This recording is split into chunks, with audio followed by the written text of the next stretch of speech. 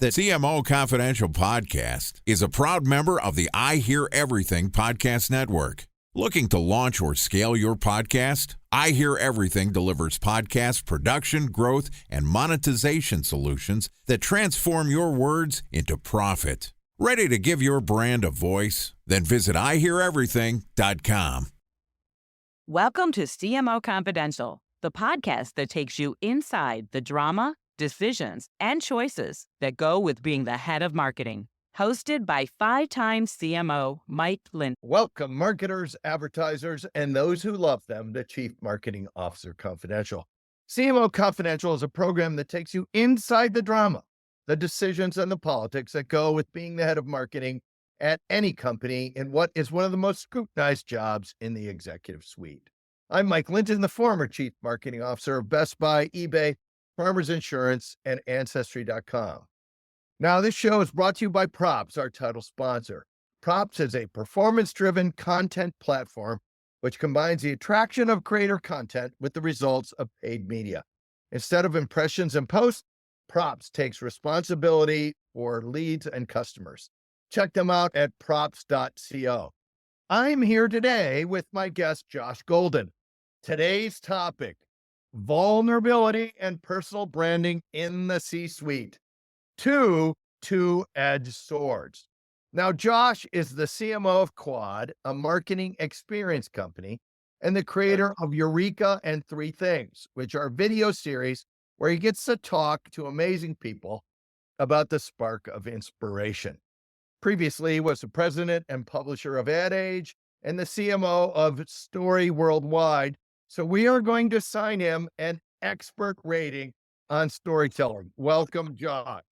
Thank you so much, Mike. My goodness, I listened to this podcast and watched the video series. I feel I'm a little starstruck. I'm so excited to do this. And I hope that I can deliver both sides of the double-edged sword for you today. Now there's 4 total sword cuts. Right, sorry. This is like a game of Game of Thrones episode. It's just gonna get bloody. All right. So with a little background, marketers are usually responsible for telling their company story, but today we're really going to use Josh to focus in on the marketer's story, both inside and outside the company. It will start with inside the company. Yeah. There's a lot of discussion about bringing your whole self to work and showing your human side. And I want to ask, does that really help a leader? And how do people measure things like this on a regular basis? Yeah. I mean, so I'm a big believer in both authenticity and vulnerability, only because, like, to be honest, I've tried other things and they didn't necessarily work. In my early days of leadership in my 30s, I was like, I tried command and control. I was like, do it this way. It's better. It doesn't work as well. I learned, and I think being authentic and bringing your, like who you are, but also saying what you don't know is extraordinarily powerful. And it creates a kind of, in my mind, everyone's in the same foxhole. And that environment where you're together and being honest and vulnerable creates an opportunity for real engagement. I will tell you that humility and authenticity is sometimes, as we're going to be discussing this double-edged sword, it's not always received well. Yeah, and let's talk about vulnerability, because vulnerabilities, I think everyone agrees you got to be your authentic self, because if you're fake, it takes a lot of energy. But the vulnerability thing is, how much vulnerability do you show? Because a lot of people don't want to be in a crisis and have the leader go, I have no idea. I have no idea. What should we do? I don't know. I haven't even thought this could happen. So let's talk about the degrees of vulnerability. And then if you could share some personal examples. Yes. Because let's not say you should just share everything as leader. Like, you can't say, I really hate what's going on with the company. I think we're going down the drain. Let's talk about the degrees of vulnerability. Yeah. So I think that I think for all marketers, we all know this. You have to read the room, right? What's right? What's the right thing we need to deliver when you're talking to the troops? And many times it's about looking to figure out what is that offer trying to achieve. And I think that Joel, for example, my boss, who's the CEO of Quad, is a fabulous cultural leader. He really does understand what it's like to read that room, and knowing how open he needs to be at times is exactly the right thing you need. Like, I need more of a this than that. And I think those moments, actually him leading that way empowered me to feel like, well, I'm going to do the same type of leadership style, because that's what the company culture feels like. Quad is a Midwestern culture, always focused on doing the right thing for the marketer, and knowing that the marketer's job is complex. 77% of the marketers are saying like, oh my God, my job is just getting more and more difficult. Well, being vulnerable as a marketer when you're feeling that pressure is challenging. So the question you asked is, how do you know what right level of vulnerability to be? Right. I think it really does matter that, where you're showing that you're always respectful of the culture, because as Peter Drucker said, culture eats strategy for breakfast. So having people who like to be together and work together and have that authenticity and vulnerability with each other makes it better, because you feel like, oh, we're all in the same team and it feels good. At the same time, if you are overly wishy-washy, people won't want to follow you. They won't feel that sense of, guys, it's warped to that way. Right. Any questions? Yeah. And some of the things about vulnerability is, once you say you totally have no idea about something and are completely vulnerable, that can actually follow you around a lot. Yeah. So give us some personal examples. Yeah, of course. Past vulnerability stories. These are tough, but I'm going to do it today, Mike, because I want to go there. So I would tell you that, I have epilepsy, and I came out about this about, I guess it was 2.5. Never talked about it ever to anyone ever, because you don't, or at least that's what they said in the 80s. And they were like, don't tell anybody, they'll treat you differently. It was super, super hard. So I, talked to my comms team, because I was like, I was 50 at the time. And I was like, I just want to say to young people that it's okay. It's okay to have something that makes you imperfect. And surprisingly enough, Mike, I was not fully prepared for this, but it was received when I put it out on LinkedIn, like my fucking platform that everyone listens to me on. I am out there, and I have 30,000 people that are watching me, and I'm like, this is a high risk moment for me. And I was not totally sure how it was going to land. To be honest with you, I absolutely was convinced that someone was going to be like, oh, I feel bad, or like that kind of bullshit, pity feeling. I was not going to do it for that reason, for sure. And then when I put it out there, I was bold enough to let my comms team help me kind of tune it so it was right. And then it had this enormous lift, both personally for me, because I was like, oh my God, this is so scary for me to do. But then the feedback was wonderful. And the thought of oh, brave of you to say this, and how much you're helping the young people that are struggling with this, and it's not public, and there's a stigma around it. And it allowed me to say something out loud that was extraordinarily scary, but it empowered me to do more of that. And I have one more example. My father died, and he was in 2019. So it's a while back, but not long enough ago, because I still feel the pain super sharp. And I remember someone came in in a different situation and asked me in a moment, because I came back to work way too fast because I needed work, give me some comfort. And I was at Ad Age at the time, and they said to me, just an innocuous question, like the how you doing? And it just glanced off me sort of in a moment of I was reading an email, and I was like, I'm a mess. I'm an absolute mess. And being able to be vulnerable like that and express that sort of honesty was extraordinarily powerful. And I would say to you that the power of vulnerability isn't in weakness. It actually isn't. It gives a strength that is seemingly counterintuitive. But being vulnerable and saying, I'm not actually okay right now, is extraordinarily powerful. I agree with that. I had a similar experience as a cancer survivor. Can I flip this over though to business side, Yeah, please. where vulnerability of not knowing what you're supposed to do as leader, where do people cross the line on that one? Yeah, I mean, it's easy to do it if you. I feel And in all a that, I'm sorry, I should have been more clear in this question, because all these personal things are kind of facts, and they're out there, and eventually some of them discoverable. Like when I had cancer, I couldn't really hide it. Um, but uh, but the business side, you can hide a lot of it. How do you give our viewers some guardrails on the vulnerability on the business side? Yeah. So I have a hard and fast rule on vulnerability, which could be contro, but call it a hot take.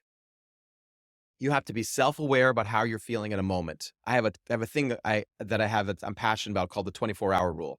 If someone says something to me that pisses me off, like really makes me actually mad, I think to myself, this is not a business response. I'm having an emotional response to something that they said that is sort of in my history.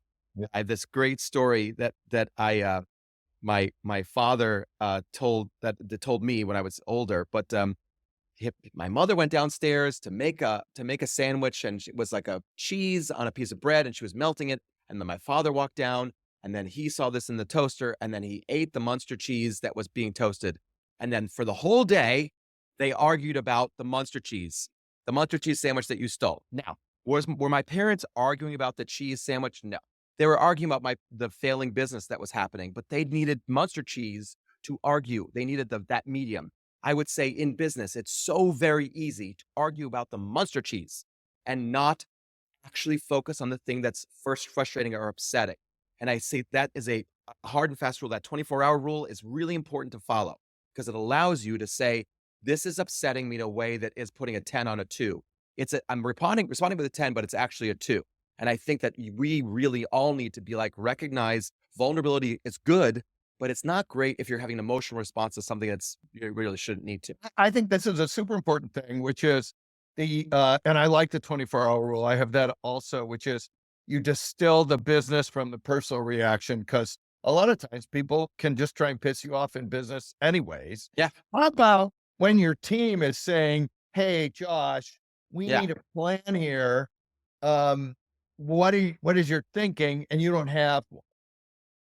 See, I want to hear the Muenster cheese woven into this too, because we're gonna have old monsters. I will tell you that I have surrounded myself with extraordinarily powerful people, and they all have great thoughts, and I put them in that position so that they can be the executive leaders that they are at the company. And in my past life, same kind of people. I've always surrounded myself with people who are way smarter at their thing than I am at their thing. Although I have thoughts and opinions, I tend to whisper them on the side. I will tell you that when someone asks me, we're not sure what we're doing, what should we do? I will come up with 2 or 3 answers very quickly because I grew up in the world of drama, and improv for me is like, I got thoughts like this, baby. So no problem. But I will tell you that I tend to ask them, if in fact this were your business, what would you do? Like, what would you do? Forget all the emotions, forget all the people, forget everything else. But I want to know, what would you do right now to solve this particular problem? And it would be like, I would get rid of Susie and hire Johnny. That's at least an answer. And then at least starts the sort of evolution of an idea. Because if we're really there with 0 and they're coming to me with nothing, then I would say that you haven't done your job to prep the situation. Like, here's the 4 things that we could do. What do you think we should execute? And I would say, if I distill this, there's a difference between being in charge and knowing the answer. And what I hear you saying is, you can still be leader if you don't know the answer, but you have to be graceful about getting the answer and getting the team involved. Is that fair? Yeah, I think that I'm always, it's funny, as I've gotten more and more senior in my life and my roles, I get to do less and less marketing, which is wild. And so when there's a chance to actually do marketing things, I'm like, I love that I'm getting involved in this sort of level of complexity, whether it's a comms thing or a campaign idea.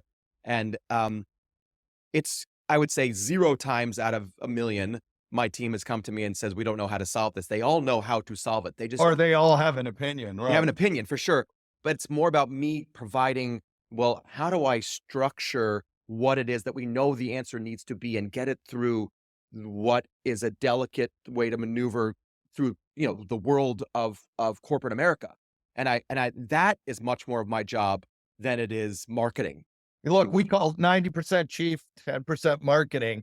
And I wanna flip to the personal brand. Yes. Because we've talked about vulnerability. Let's talk about personal brand. What is it and why is it important? And then we'll talk about how you build it.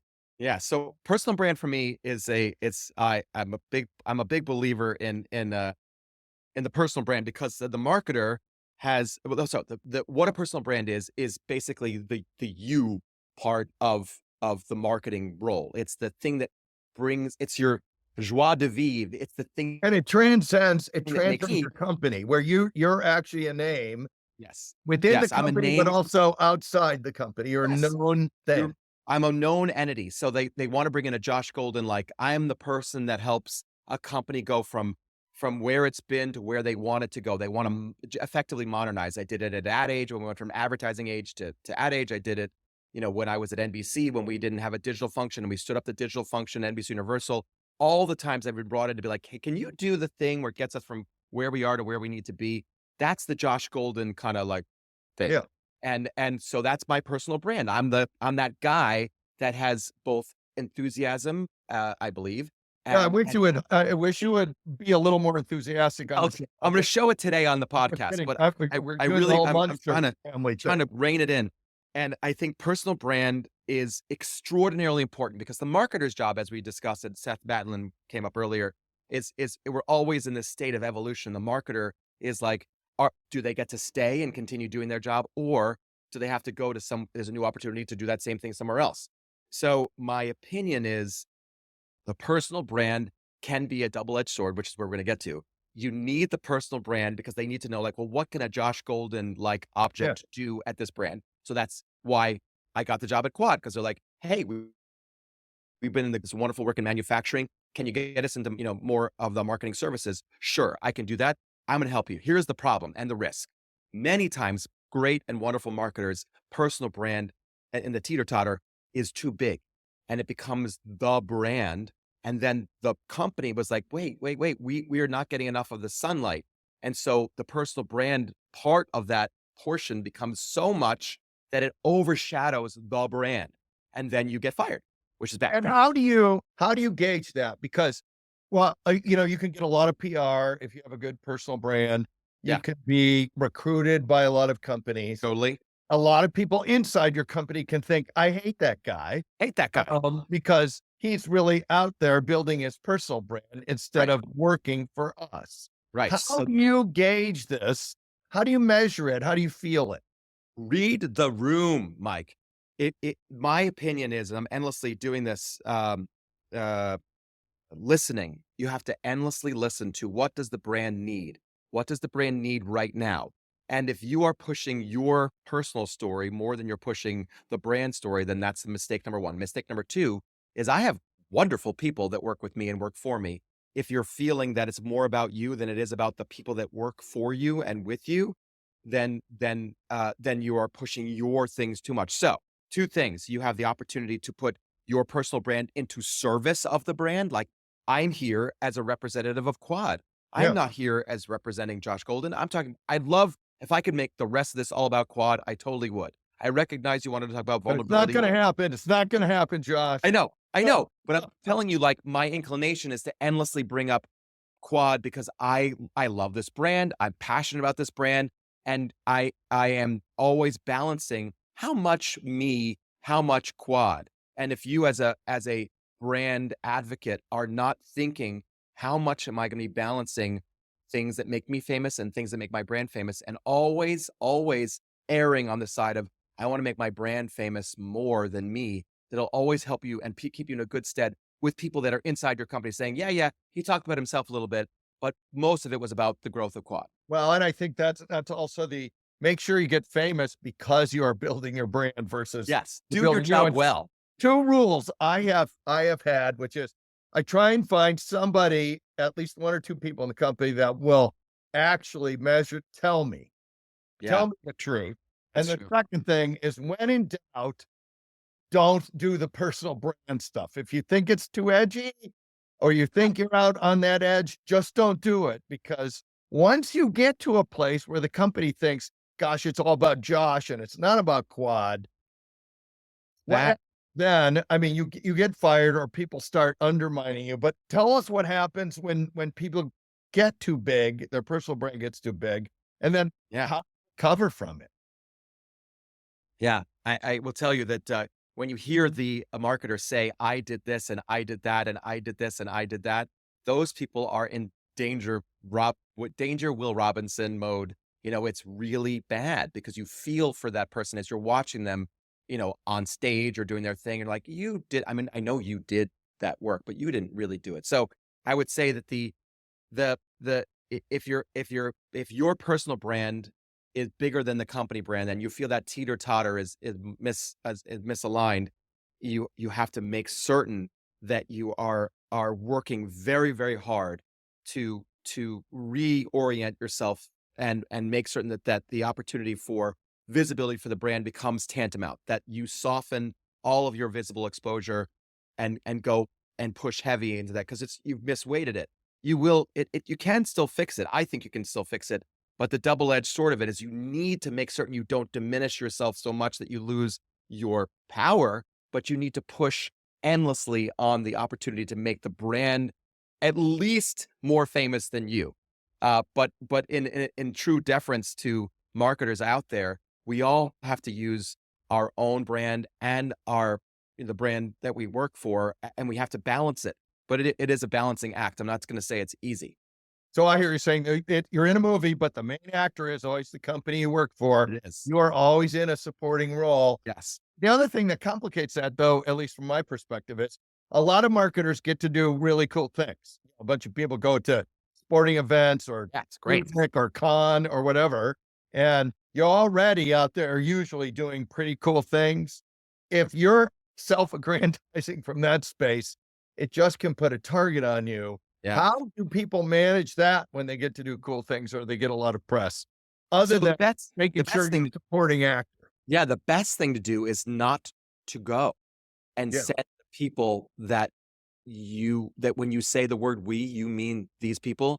You push out those people and say, you are ready and you have been ready for prime time for a long time. And I'm going to actually sit this one out. Yeah. And I believe that people who have a great personal brand, that you don't need to be out every time at Cannes. Cannes is awesome and sweaty, and although not this year, it's important to make certain that you're giving other people the ability to take the seat on the stage that you probably could do, but they might do it better. And I think that's really important to think about that. And that the people that, if you're listening well enough, which is I feel so passionately about, personal people who have a good, strong personal brand are listening like you do to others and saying, hey, maybe I need to pivot how we're doing this, and listening to individuals and how they operate, making certain that you're taking advantage of pushing other people forward, and also having the wherewithal to know, and people that you trust to tell you, like, how's this going? Is this landing? Because a lot of once you get in the red zone, it's way harder to get out. And way harder. I have to say a couple things. One, we've referenced two TV shows from way back, which is Lost in Space and The Munsters. So, See that? Gen Z lives. Yes, there you go. Or Gen X. Sorry, Gen X. Yeah, some Gen. I want to go to another topic that you're passionate about, which is rebrands.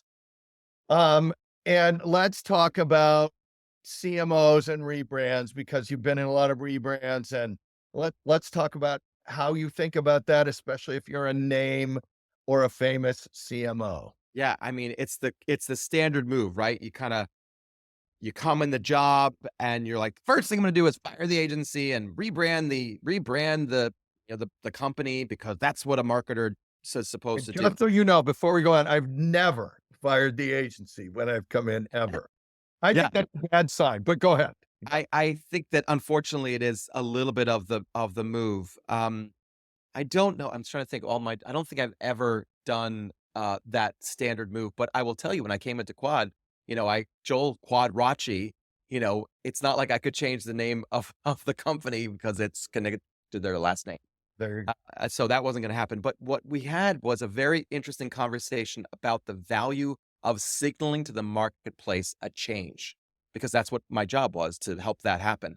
right. So what we worked on through some good and passionate conversations were figuring out, well, what is it that we need to make happen? And what we arrived at was a relaunching of a design system that was effectively based on the original logo, but it allowed us to signal the marketplace and like have these big ads in Cannes and take over the airport in Nice. That was a Wisconsin company, taking over the airport. It was nuts, but like was a great moment for the brand and a wonderful moment to signal the shift that Quad has been, evolving to. So I would argue that the signature moment for a brand doesn't necessarily have to be a rebrand, but it can. Most marketers look for some sort of splashy moment to happen when they first start their job, and I would argue that you really need to, as a personal brand advocate, figure out where the chess pieces are before you jump into a specific tactic.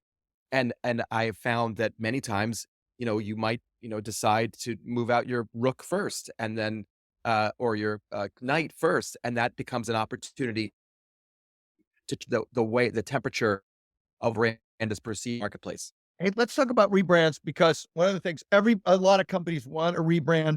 How do you know when the brand is actually rebranded for real? Like what That's a good and other question.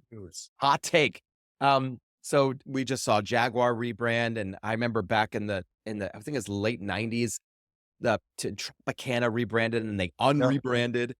So it is certainly. It's funny enough. I would say a rebrand has to be accepted by the brand organism. Marketing can do a lot of things to move the assets around, but if the organism of the company does not accept it, it will be rejected. So you have to do a lot of what I would argue is internal listening and understanding, and making certain that you don't mess with the thing that is religion to the brand.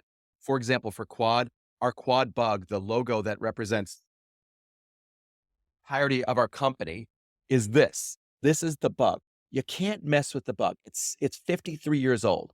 It is the thing that's defined the brand for 53 years. So religion, you cannot mess with it, but you use it as an asset to help the brand evolve. My belief is that it is a wonderful tool, but it is not the only tool in the marketer's tool shed.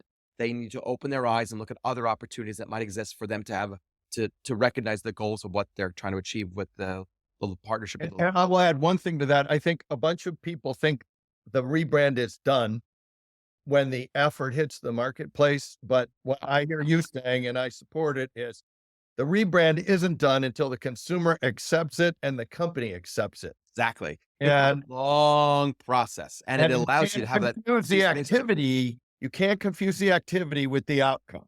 The outcome is the marketplace and how the company actually views itself. Fair? Yeah, and also, yes, and also the board, everyone in the whole ecosystem has to see the benefit of what something like that will bring. It is not the, wow, check out our new logo, it's so hot. Right. That is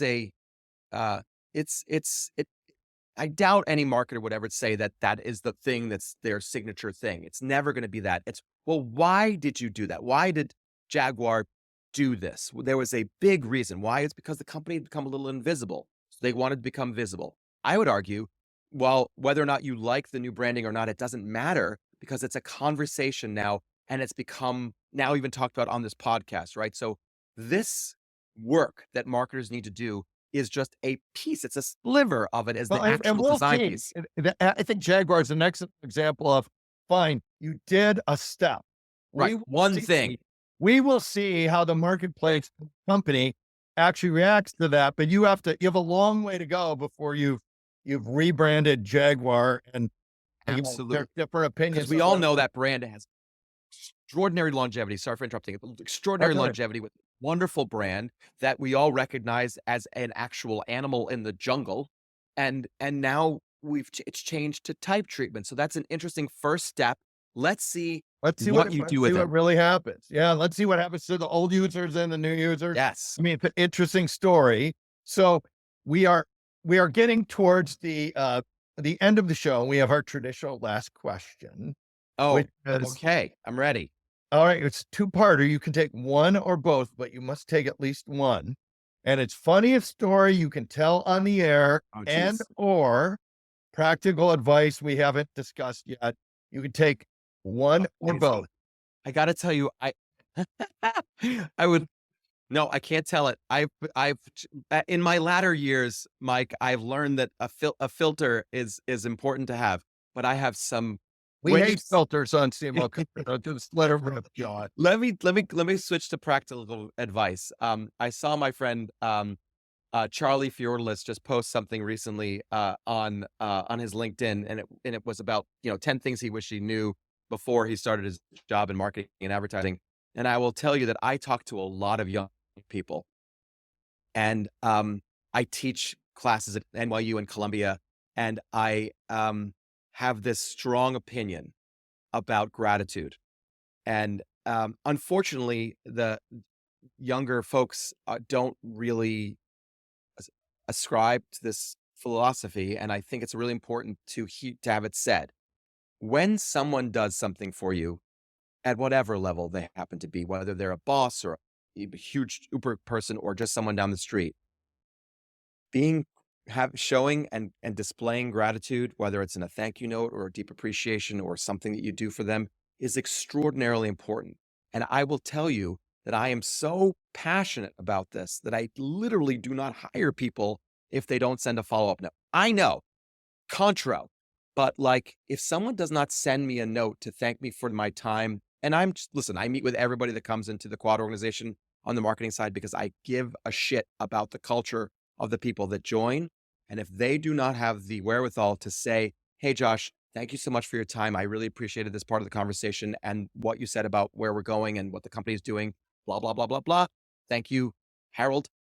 And that note doesn't come to me. I am a hard no on hiring them because they don't understand the subtlety of what marketing delivers, which is I have to show deep appreciation and understanding for my audience and then deliver on that. So practical advice, which I think is important, is having and displaying gratitude because we are all in service to the brands that we work for and the teams that we work with. And if you are not showing gratitude, it's a mistake and people will root you out. And this goes back to how we open the show, which is be an authentic, genuine leader, and genuine appreciation matters. So it really does. So thank you, Josh. Thanks to everyone for listening to CMO Confidential. And special thanks to props.co, our sponsor. Look for more of our shows on the I Hear Everything Network, Spotify, Apple, and YouTube, which include Marketing, The Battle Between Believers and Non-Believers, Parts 1, 2, and 3. The Rise and Fall of Peloton as seen through the eyes of customer lifetime value, and Why the Short Shelf Life of CMOs. Hey, all you marketers, stay safe out there. This is Mike Linton signing off for CMO Confidential.